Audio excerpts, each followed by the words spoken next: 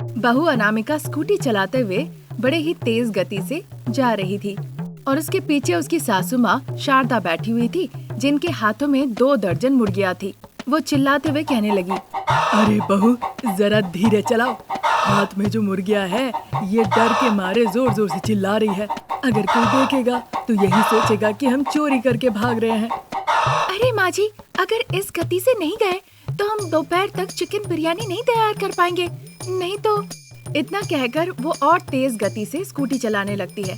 शहर के एक व्यस्त जगह पर जहाँ वो बिरयानी बेचा करती थी, वहाँ पर आके वो अपना स्कूटी रोकती है। शारदा स्कूटी से उतर के, तुम्हें मना करने के बावजूद तुम मुझे 100 की गति में ले आई। अब देखो मेरा पेट गुड़गुड़ कर रहा है। अगर अभी जल्दी नहीं गई ना तो पता नहीं क्या गड़बड़ हो जाएगा। इतनी देर में अनामिका भी स्कूटी से नीचे उतरती है। शारदा मुस्कुराती है, फिर अनामिका मुर्गियों को लेकर अंदर चली जाती है। शारदा देर ना करते हुए हल्का होने के लिए भागते हुए बाथरूम की तरफ जाती है। अनामिका मुर्गियों को लेकर सीधा किचन की तरफ आ जाती है। वहाँ विराट चाकू लेकर तैयार था मुर्गियाँ काटने के लिए। मालकिन, आपने आज बहुत देर कर दी। बात मत करो विराट, अब काम करो। दोपहर तक तुम्हें चिकन बिरयानी बना के तैयार रखना होगा। इतना कहकर वो काउंटर के पास आ जाती है। फिर वहाँ पे भगवान को दिया लगाती है और पूजा करती है। इसी तरह वक्त निकलते निकलते भोजन का टाइम हो गया। उस पूरे इलाके में सास बहू का चिकन बिरयानी बहुत फेमस था, इसीलिए बहुत व्यस्त रहता था। शारदा काउंटर पे बैठ के लोगों को टोकन देती थी और उसके बदले पैसे लेती थी। किचन में अनामिका सभी के प्लेट में चिकन बिरयानी परोसती थी। रमेश उन प्लेट्स को किचन से ले आके सभी के टेबल पे दिया करता था। जिन्होंने भी कोल्ड ड्रिंक का ऑर्डर दिया होता है, प्रसाद उन्हें कोल्ड ड्रिंक देते थे, नहीं तो बाकियों को पानी दिया करते थे। आधा घंटे के बाद कॉन्ट्रैक्टर नरेंद्र शारदा के काउंटर के पास आते हैं। हाँ कहिए। ऐसा है मैडम, मैं यहाँ पे बिरयानी का डील करने आया था, तो थोड़ा वक्त मिलेगा क्या मुझे? अभी देख रहे हो ना, बात करने का समय नहीं है। ऐसा मत कहिए। हर दिन हमें 100 बिरयानी लगेंगे। क्या आप हमें 100 बिरयानी सप्लाई दे सकती हैं? ये सुनते ही शारदा क्षणिक के अंदर ही बहुत आश्चर्य होकर देखने लगती है। आप थोड़ा इंतजार कीजिए, मैं अपनी बहू को बुलाती हूँ। इतना कहकर शारदा काउंटर से उठ के किचन की तरफ चली जाती है। वह किचन में जाकर देखती है कि बिरयानी परोस रही है अनामिका। फिर वो पूरी बात अनामिका को बताती है। अनामिका खुशी होकर नरेंद्र से बात करने के लिए बाहर आती है। ठीक है सर, फिर 100 बिरयानी आप तक रोज हम पहुंचा दिया करेंगे, पर एक दिन पहले उसके लिए आपको मुझे पेमेंट करना होगा। हाँ जरूर, एक दिन पहले ही मैं पूरा पेमेंट कर दूंगा, तो अभी मैं कर देता हूँ। इतना कहकर नरेंद्र पैसे दे देता है। ये देखकर सास बहू बहुत खुश होती है। उस रात सभी लोग घर में चिकन बिरयानी खाते हैं।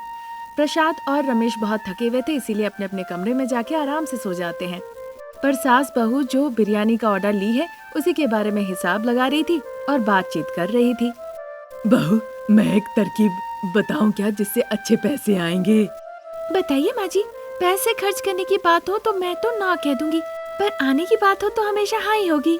पता है बहू, हम दोनों ही लालची और बहुत बड़े स्वार्थी हैं। आशा रखनी अच्छी बात है ना। हमें पैसे बचाने होंगे, सही कहा ना बहू? हाँ माँ जी। हमारे बिरयानी सेंटर के सामने ही कौवा बेचने का एक दुकान है, देखा है कभी तुमने? नहीं माँ जी, मैंने तो नहीं देखा। कहाँ से देखोगी तुम? एक बार स्कूटी में चढ़ गई तो बस गाड़ी चलाती हो और रास्ता ही देखती हो। एक बार उस दुकान में जाकर हम कहेंगे, कौवा को इस तरह रखना पाप है, हमें दे दीजिए, हम जंगल में ले जाके इन्हें उड़ा देंगे। फिर एक एक कौवे को रोज काट काट के हम बिरयानी के साथ मिला के बेच दिया करेंगे। ये सुनते ही अनामिका का चेहरा मानो खिल उठता है। फिर सास बहू खुशी खुशी उस रात सो जाती है। अगले दिन ही सुबह सुबह सास बहू वो कौवा बेचने वाले के दुकान पे पहुंच जाती है। बताइए मैडम, आप लोगों को कितने कौवे चाहिए? अरे तुम कौवे बेचा करते हो, तुमसे कौन कौवा खरीदेगा बताओ? अरे मैडम, जो पक्षियों को दाना देता है वही खरीदता है, ताकि पक्षियाँ अच्छे से दाना चुगे, उसके बाद वो इन्हें उड़ा देते हैं। और फिर वही कौवे को फिर से पकड़ के ले आते हो? हाँ मैडम। क्या तुम्हें पता है कौवा बेचना इस तरह पाप है? अगर मैं एक बार फोन करके इस बारे में पुलिस को बता दूं तो तुम्हें जेल तक हो सकती है। ये बात सुनते ही शरण बहुत ज्यादा डर जाता है। पुलिस को मत बताइए, आप जो कहेंगी वही करूँगा। ठीक है, फिर तुम मुझे 10 कौवे दे दो।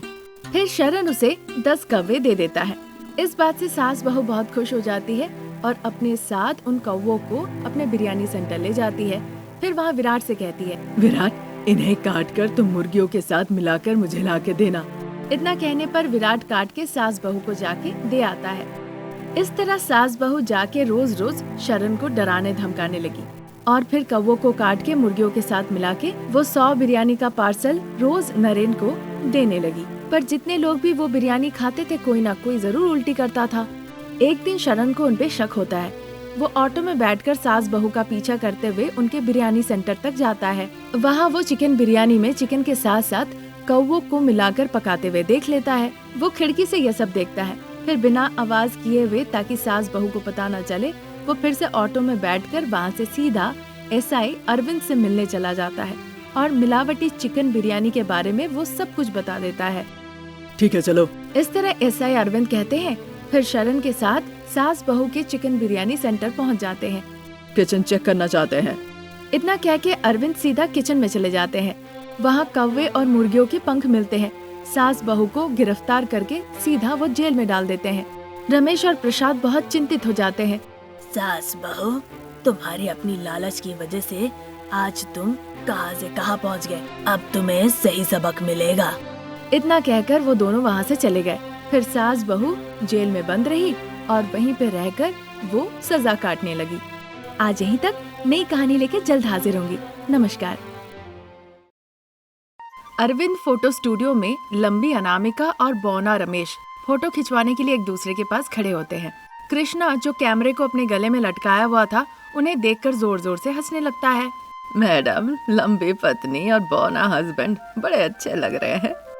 इससे पहले मैंने बहुत लोगों की तस्वीर ली है, पर ऐसी तस्वीर कभी नहीं ली। देखने में आप खूबसूरत और अच्छी हाइट भी है, पर आपका ये बौना पति कहाँ से मिला? इस तरह कहता है और जोर जोर से हंसने लगता है। रमेश का मुंह बन जाता है, पर अनामिका को बड़ा गुस्सा आता है। कृष्णा के पास जाके उसके गालों पे एक कस के थप्पड़ लगाती है। देखो कैमरा बाबू, काफी देर से हमें देखकर आपने हंस लिया। क्या आप तस्वीर लेंगे या फिर हम यहाँ से चले जाएं? ऐसे कस के छक्का लगने के बाद तस्वीर ना लूं, अभी लेता हूँ। फिर फोटोग्राफर फोटो ले लेता है। लंबी अनामिका, बौना रमेश एक दूसरे का हाथ पकड़ के सड़क से पैदल चलते हुए जा रहे थे। तभी उन्हें एक गोलगप्पे का ठेला दिखता है। जी, गोलगप्पे खाएंगे? हाँ अनामिका, खाऊंगा। इस तरह कहकर दोनों पानी पूरी के ठेले के पास जाते हैं। भैया, 2 पानी पूरी दीजिए। 2 क्यों? एक ही तो इंसान है। फिर वो अनामिका के नीचे देखते हैं। अनामिका के बगल में बौना रमेश खड़ा हुआ था। उसे देखकर हंसने लगते हैं। ये देखकर अनामिका को बड़ा गुस्सा आता है। फिर वो बिना पानी पूरी खाए रमेश को लेके वहाँ से चली आती है। फिर एक दिन शारदा अपने दोनों हाथों में जेवर के डब्बों को लेकर सीधा अनामिका के कमरे में आती है, पर बहू अनामिका कमरे में दिखी नहीं। बहू, बहू, कहाँ हो तुम? जब वो इस तरह से बुला रही थी, तब बहू अनामिका अपने बौने पति रमेश को बाथरूम में ले जाकर उसके ऊपर पानी डाल के नहला रही थी। अरे अनामिका, जरा आहिस्ता पानी डालो। पानी आँख, नाक, कान हर जगह घुस जा रहा है। ठीक है, अब पानी डाल के बाहर निकल आ जाइए। ऐसा कह के अनामिका बाथरूम से बाहर निकल आती है।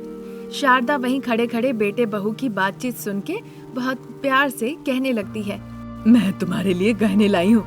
अच्छी साड़ी के साथ तुम इसे पहनो, बेटे को भी अच्छे से तैयार करो और हमारे रिश्तेदार की शादी से जरा घुमाओ। आप भी साथ चलिए ना माँ जी, हम सब एक साथ जाएंगे तो कितना मजा आएगा ना। तुमने सही कहा बहू, पर तुम्हारे ससुर जी का ऑफिस भी है ना, उन्हें छुट्टी नहीं मिलेगी और तुम्हारे पिताजी को छोड़ के जाने पे भी मेरा मन नहीं लगेगा। वैसे भी शादी के बाद तुम दोनों अकेले कहीं गए नहीं, जाओ घूम कर आओ। इतना कहकर शारदा वहाँ से चली जाती है। थोड़ी देर में बौना रमेश सफेद धोती और हरा शर्ट पहन के निकल आता है। वो बहुत ही अच्छा दिख रहा था। उसे देखकर अनामिका बहुत खुश हो जाती है। आज आपको देख के लग रहा है कि कहीं मेरी नजर ही न लग जाए। आप जाकर माँ जी से कह के अपनी नजर उतार लीजिए। अनामिका की ऐसी बातें सुन के रमेश शर्मा जाता है और फिर अनामिका को बड़े प्यार से देखता है। हाँ हाँ, बहुत देख लिए, अब आप जाएंगे तो मैं तैयार होंगी। इस तरह कहने पे रमेश मुस्कुराते हुए वहाँ से चला जाता है। अनामिका भी सिल्क की साड़ी और जेवर पहन के तैयार हो जाती है। फिर अच्छे से तैयार होके अनामिका और रमेश अपने कमरे से हॉल की तरफ आ जाते हैं। लंबी बहू अनामिका और बौना रमेश को देखकर शारदा और प्रसाद भी बहुत खुश होते हैं। माँ जी, पिताजी, हम रिश्तेदार की शादी अटेंड करके लौट आते हैं। अगर हमारे बारे में कोई पूछा तो कह देना काम की वजह से नहीं आ पाए। ठीक है बहू, सावधानी पूर्वक जाना। फिर अनामिका और रमेश घर के अंदर से बाहर निकल आते हैं। स्कूटी रेडी थी। शारदा प्रसाद भी घर के बाहर निकल आते हैं। अनामिका स्कूटी में जाके बैठती है। रमेश जाके अनामिका के पीछे बैठता है और उसे पकड़ लेता है। शारदा और प्रसाद भी मुस्कुराते हुए उन्हें टाटा कहते हैं। अनामिका स्कूटी चलाने लगती है। रमेश पीछे की सीट पे बैठकर अनामिका को जोर से पकड़ लेता है।